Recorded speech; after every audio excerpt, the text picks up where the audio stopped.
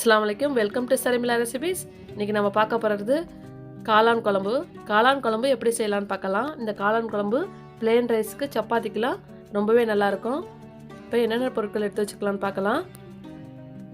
ஒரு 2 ஸ்பூன் மல்லித்தூள், 1 ஸ்பூன் கரம் மசாலா, ஒரு பட்டை, ஒரு ஏலக்காய், ஒரு பிரியாணி இலை, மஞ்சள் தூள், 1 ஸ்பூன் மிளகாய்த்தூள், 1 ஸ்பூன் இஞ்சி பூண்டு பேஸ்ட்டு, 3 தக்காளி, புதினா மல்லி, பச்சை மிளகாய், 1 கப்பு வெங்காயம் கட் பண்ணி வச்சுருக்கேன்.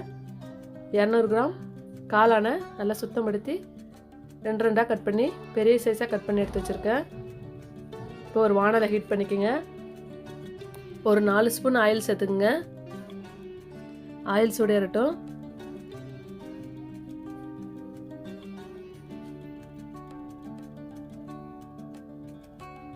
பட்டை, ஏலக்காய், பிரியாணி இலைலாம் சேர்த்துக்கலாம். ஒரு துண்டு பட்டை, ஏலக்காய், பிரியாணி இலையை சேர்த்துருக்கேன். 1 கப்பு வெங்காயத்தை சின்ன சின்னதாக கட் பண்ணி சேர்க்கலாம்.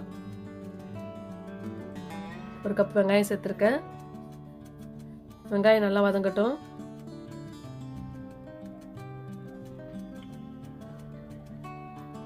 வெங்காயம் நல்லா கொஞ்சம் வதங்கி விடுங்க.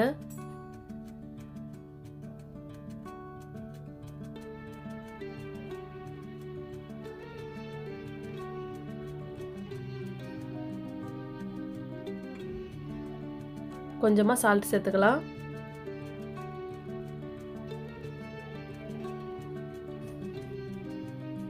வெங்காயம் கொஞ்சம் நல்லா வதங்கி கலர் மாறினோன்னு தக்காளி சேர்த்துக்கலாம்.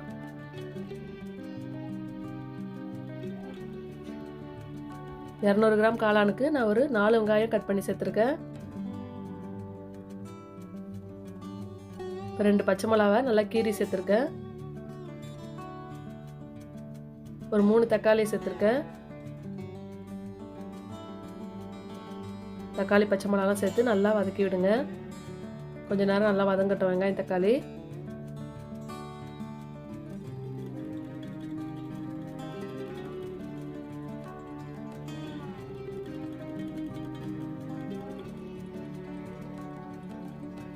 இப்போ 1 ஸ்பூன் இஞ்சி பூண்டு பேஸ்ட் சேர்த்துக்குங்க.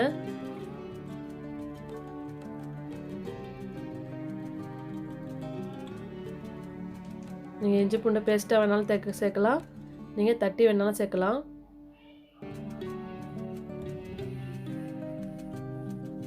சேர்த்து நல்லா வெங்காயம் தக்காளியெலாம் நல்லா வதங்கட்டும்.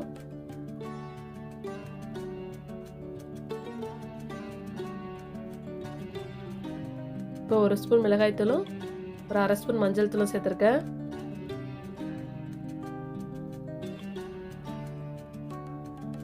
காரம் கம்மியாக வேணும்னா கொஞ்சம் கம்மிப்படுத்திக்கோங்க.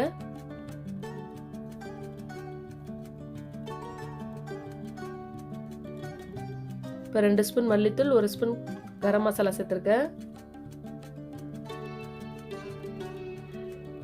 மசாலாலாம் சேர்த்து நல்லா கொஞ்ச நேரம் வெங்காய தக்காளிலாம் நல்லா வதங்கட்டும்.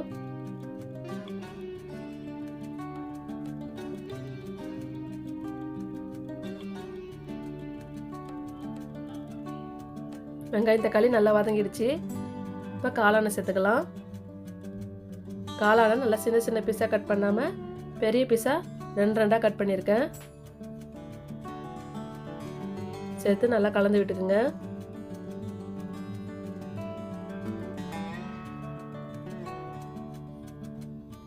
காளான்லாம் நல்லா மசாலாலாம் ஏறட்டும்.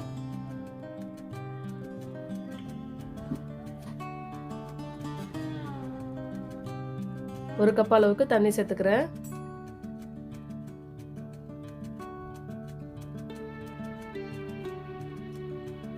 இப்போ நல்லா கலந்து விட்டுக்கலாம்.